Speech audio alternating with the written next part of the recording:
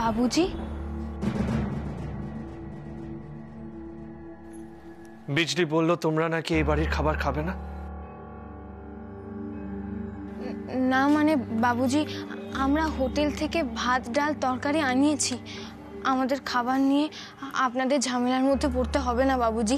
দেখলে তো ছোটদা বাবু, বুঝিয়ে বলতে গেলাম আমাকে কি বলে, বলে বিজলি মাসি বাবুজি ভগবানের মতন মানুষ, দয়া করে এত বড় বাড়িতে ঠাঁই দিয়েছে, তাই নাকি ঢের, ওনাদের আর কিছু লাগবে না।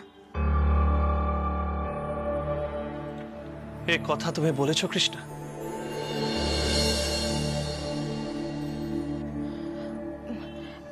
সত্যি কথা বলতে বাবুজি, আমরা কত কিছুই বা নেব আপনাদের কাছ থেকে। আমাদের কাছে তো কিছু টাকা পয়সা আছে, বেনারসে থাকার সময় আপনি আমাদের দিয়েছিলেন, সেটা দিয়ে কটা দিন আমরা চালিয়ে নিই। আর তাছাড়া কি?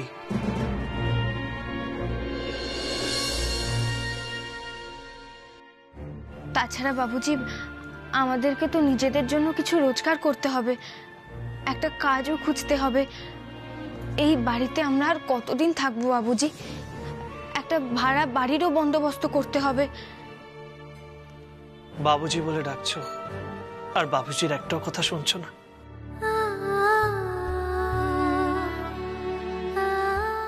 আমি তো মুন্নির হয়ে তোমাদের কাছে ক্ষমা চাইলাম, কেন ওর কথাগুলো গায়ে মাখছো?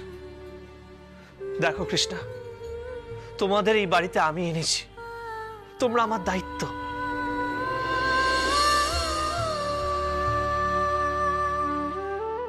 তোমার কি মনে হয় কৃষ্ণা, তোমরা রাস্তার হোটেলের ভাত ডাল খাবে আর আমি টেবিলে বসে ভালো মন্দ খাবো? সেটা কি কখনো সম্ভব?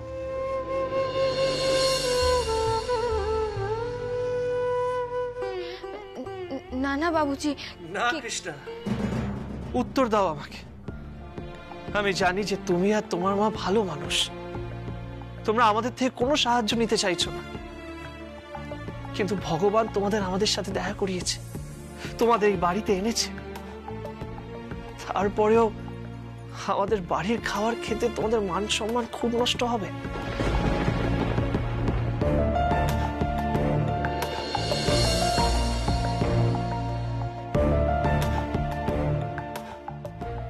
তুমি বোঝো না কৃষ্ণা, আমি তোমাকে আমার মেয়ে ভাবি।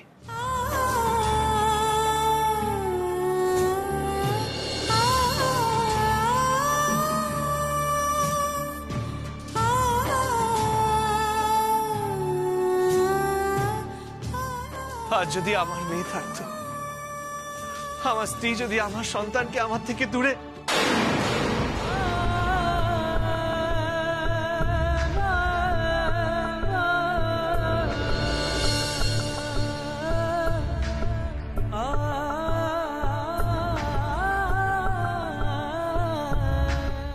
সেও তো তোমার মতনই হতো কৃষ্ণা, তাই না?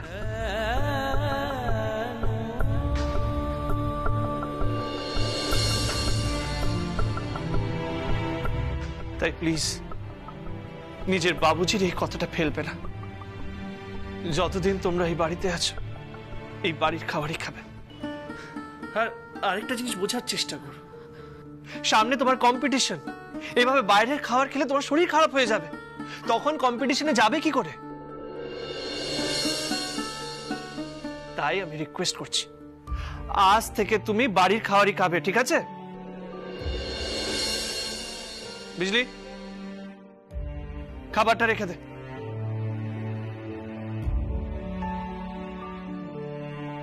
আর আপনি প্লিজ প্লিজ একটু বোঝার চেষ্টা করুন, আমি যা করছি আপনার মেয়ের ভালোর জন্য করছি। আপনারা এই শহরের সাথে একটু ধাতস্থ হয়ে যান, তারপর যা ঠিক মনে হবে সেটাই করবেন।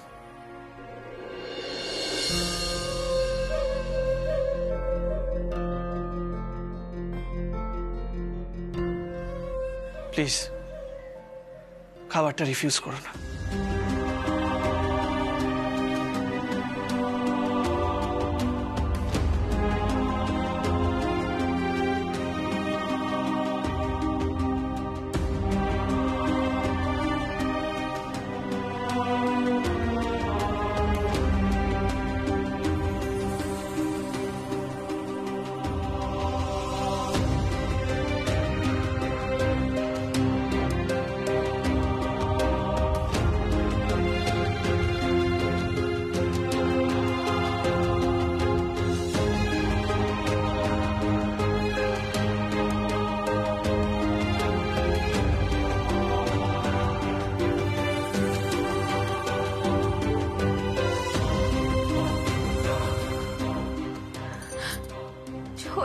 বাবুকে এত সহজে চোখের জল ফেলতে আমি কখনো দেখিনি। কি মায়ার বাঁধনে যে তোমরা বেঁধেছো কে জানে। ছোট্টদা বাবুর মনে এত মায়া, এত দয়া, কিন্তু কপালখানা দেখো, নিজের সন্তানকে কখনো চোখে দেখেনি। সে যদি আজ এই বাড়িতে থাকতো তাহলে তোমার বয়সী হতো। সেই যে ছোট বৌদি পোয়াতি অবস্থায় কাউকে কিছু না বলে কোথায় চলে গেল, কেন গেল, কিচ্ছুটি জানতে পারলাম না গো, কিচ্ছুটি না। কৃষ্ণা, ছোট্টদা বাবুর মনে মায়া দয়া জেগে উঠেছে। সে নিজে তোমাকে মেয়ে বলে ভাবছে গো। লক্ষ্মী মেয়ে আমার, মানুষটাকে আর কষ্ট দিও না। যে কটা দিনে বাড়িতে আছো কথা শুনে চলো। খাবারটা রেখে গেলাম, খেয়ে নিও।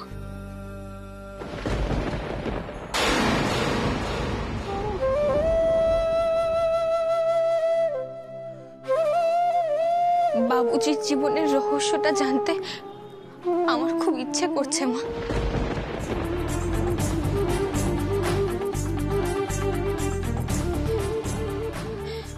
ওনার মতো এমন একজন স্বামীকে ছেড়ে ওনার স্ত্রী কোথায় চলে গেলেন?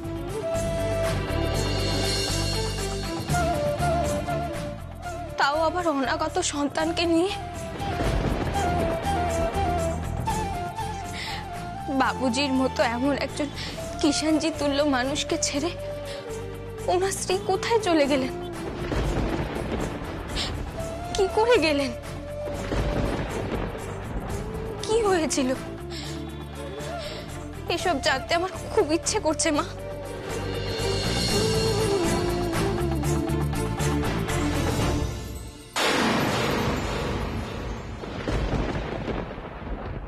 আমাকে এইভাবে বলা? সব দোষ আমার, আমি খারাপ, তাই তো? এক একটা করে সব হিসেবে আমি মিটিয়ে দেবো। দেখলাম ওই কৃষ্ণার ব্যাগের ভেতরে আমাদের মুন্নি দিদি ভাই তার দুলটা ঢুকিয়ে রাখছে। আরে বৃন্দাবন বুড়ো খুব বার বেড়েছে। আমাদের বাড়ির কাজের লোক হয়ে আমার উপরে স্পাইং করা। ওর কপালে অশেষ দুঃখ লেখা আছে এই মুন্নি রাতে। খুব রব বেড়েছে ওর, তাই না? এই সব অপমানের বদলা আমি নেবই। এই এই সেই দুল।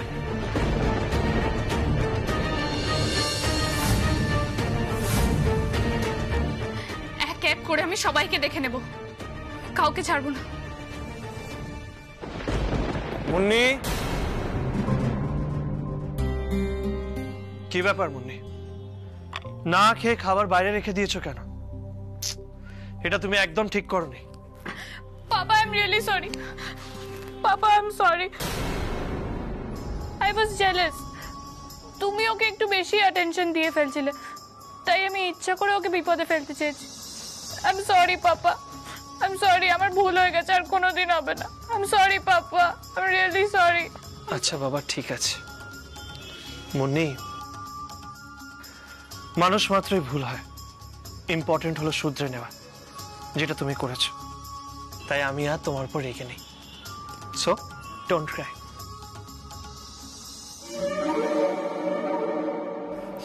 নো পাপা, আই নো তুমি আমাকে আর আগের মতন ভালোবাসো না। আমি কিছু চাইলে তুমি নিয়ে আসবে না, আই নো। তুমি নিজের পাপার কাছ থেকে কিছু চেয়েছো আর তোমার পাপা সেটা তোমাকে দেয়নি, সেটা কখনো হয়েছে?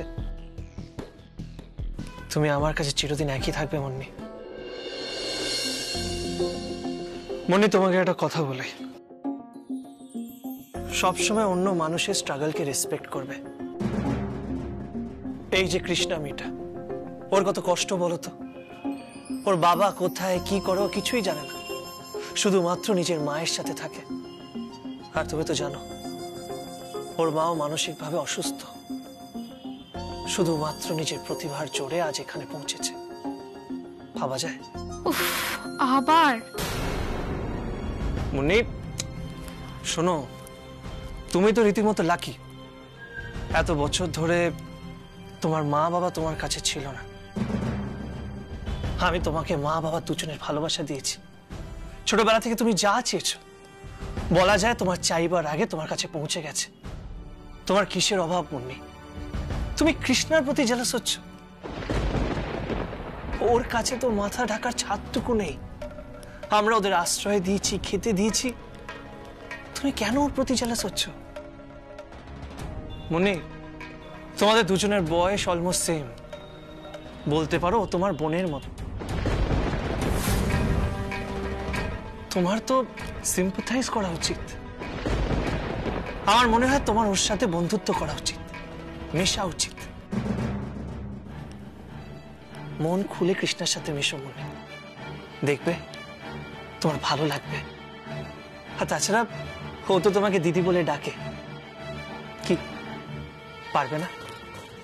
পারবে না কৃষ্ণার সাথে মন খুলে মিশতে? পারবে না ওকে নিজের বোনের মতো কাছে টেনে নিতে?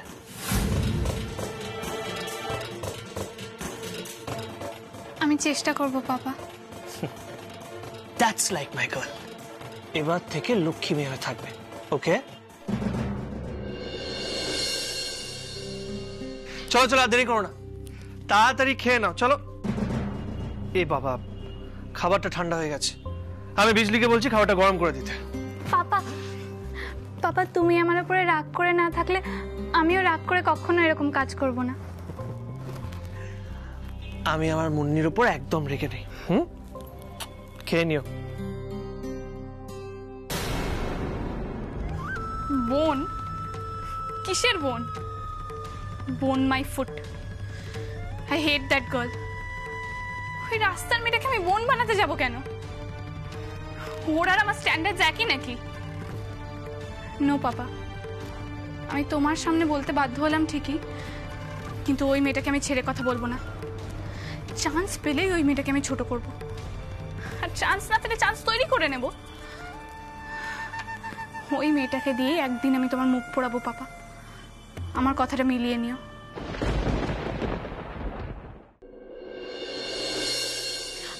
গোবিন্দবাদ চাল লিখেছো? হ্যাঁ লিখেছি। আর দুধ? দুধ লাগবে, দুধ কিন্তু 6 প্যাকেট লাগবে। হ্যাঁ, আর চিনি আর গুড় গুড় নিয়ে আসবো। ও মুগ ডাল, মুগ ডাল, মুগ ডাল। কিসের এত ফর্দ হচ্ছে শুনি? হ্যাঁ, তামঝাম করে। মা, সংক্রান্তি তো, তাই পিঠে পুলি বানানো হবে।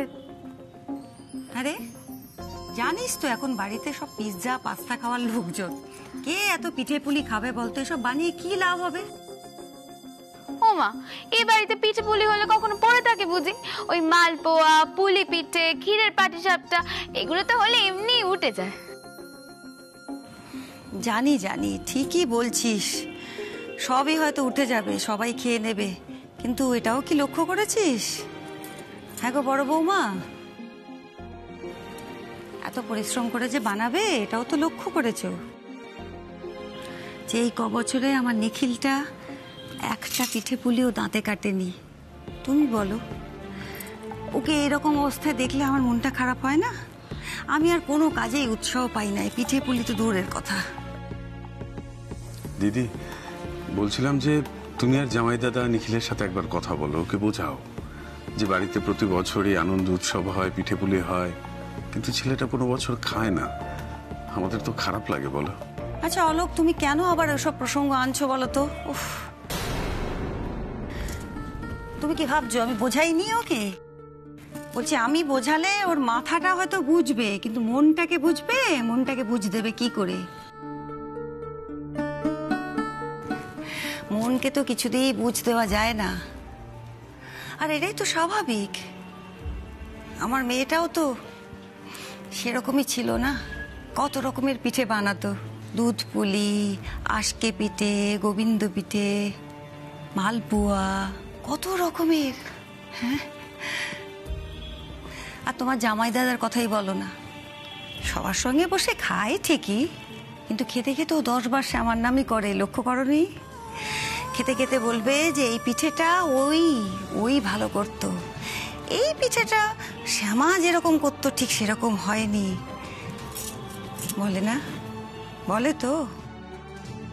তাহলে দেখো, তোমার জামাই দাদা, আমরাই ওর হাতের পিঠের স্বাদ ভুলতে পারিনি এখনো, আর আমার নিখিলটা কি করে ভুলবে? শ্যামার হাতের তৈরি পিঠে, শ্যামা কি করে ভুলবে?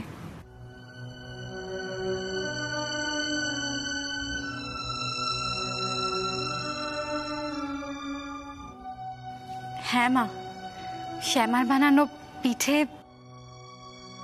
কেউই বানাতে পারে না, আমি তো পারিই না।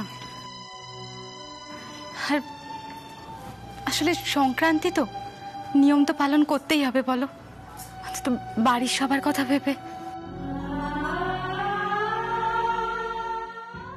দেখেছ, মেয়ের আবার অভিমান হয়েছে।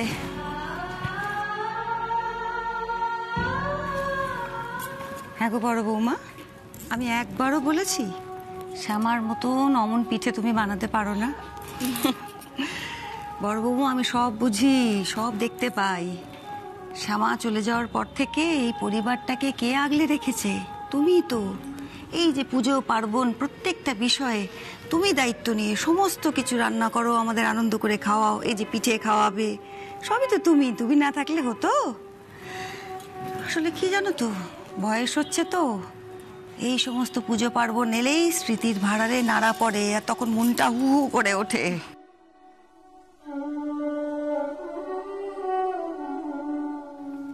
দিদি, জীবনে যতই আঘাত আসুক না কেন, জীবনটাকে তো এগিয়ে নিয়ে যেতেই হয় বলো। আচ্ছা চলো তো ওই লিস্টটা শেষ করি। আরে তুমি চেক না করে দিলে লিস্টটা কমপ্লিটই হচ্ছে না। এসো এসো তো, দেখো আর কি বাকি আছে। কেন আবার? আরে এসো না। দিব্যি তো করছিলে তোমরা সবাই মিলে। আরে দেখো, আমি ছাড়া যেন হবে না। তাছাড়া এই বছর তো কৃষ্ণা ওর মাও রয়েছে বাড়িতে। হ্যাঁ, তো ভালো কথা মনে করেছো বড় বৌমা, ওদের তো ধরতেই হবে। তুমি চিন্তা করো না মেশো, বড় বৌদি আগেই ওদের কথা ভেবে রেখেছে। আর ছোট্ট বাবু তো বলেই দিয়েছে এ বাড়িতে যা যা ভালো মন্দ হবে ওদের জন্য করতে। এই তো এসে গেছে আমার পিৎজা পাস্তা খাওয়ার লোক। এবার পিঠে পুলি শুনেই নাকটা ছিটকাবে। মালপোয়া খেতে ভাল লাগে, মালপোয়াই বানানো হবে তোমার জন্য। আমার জন্য মালপোয়া পরেও বানাতে পারো ঠাম্মি, আগে একবার জেনে এসো কৃষ্ণা আর ওর মা কি খেতে ভালোবাসে, তারপরে এসব করো। ওরাই বাড়ির অতিথি, আর তোমরাই তো বলো অতিথি নারায়ণ। দিদি ভাই, আবার নতুন করে শুরু করলে? হ্যাঁ, আবার কি শুরু করলাম ঠাম্মি? আমি তো ভালো কথাই বলছি। তুমি ওদের কাছে যাও, গিয়ে জেনে এসো ওরা বেনারসে থাকাকালীন কিরম ধরনের পিঠে খেত এবং কিরম ধরনের পিঠে খেতে ওরা পছন্দ করে, তারপরে না হয় কাজে হাত লাগিও। সেই বেনারসে ওরা কি পিঠে খেত সে পরের কথা, তুমি কি পিঠে খাবে সেটা বলো। আচ্ছা অলোক, দেখো তো কি ফর্দ টর্দ করা যায়। হ্যাঁ, ওই তোমার এই দুধ কতটা নেবো সেটা আমি বুঝতে পারছিলাম না আর কি। ও মুন্নি দিদি একা একা দাঁড়িয়ে আছো কেন? এসো এসো, এদিকে এসো।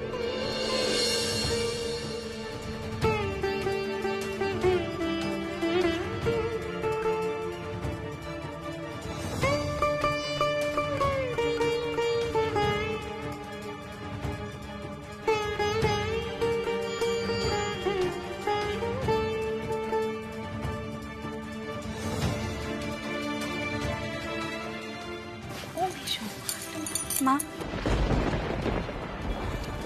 হ্যাঁ কি হলো?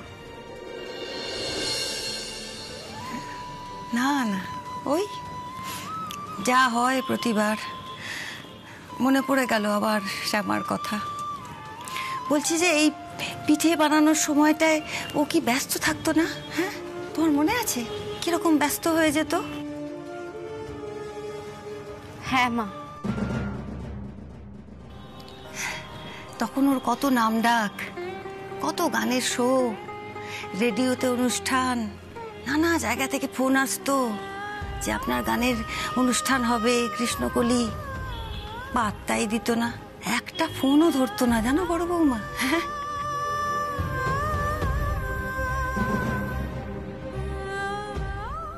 এই ছিল ওর স্বভাব। আগে মন দিয়ে সংসারের কাজ করবে, তারপরে ফোন, তারপরে গানের শো। সব সময় আমার মেয়েটা আগে অন্যের আনন্দ দেখবে, তারপরে নিজের বাকি সবকিছু।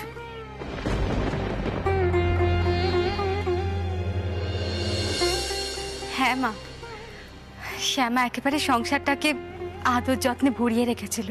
হ্যাঁ, সেই বড় বৌমা, এত আদর, এত যত্ন, এত ভালোবাসা এক লহমায় ভুলে গেল মেয়েটা। হ্যাঁ, একবারও ভাবলো না যে ওর এই যত্নের স্মৃতির ভার আমাদের মতন লোকেদের মনের ওপর চাপ সৃষ্টি করবে, ও সারা জীবন সে ভার বইতে হবে।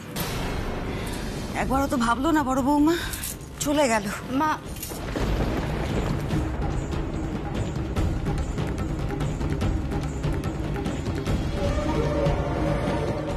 মাই গড, এরা ফাঁক পেলেই শ্যামা শ্যামা করে কাঁদতে থাকে, বড় হয় না।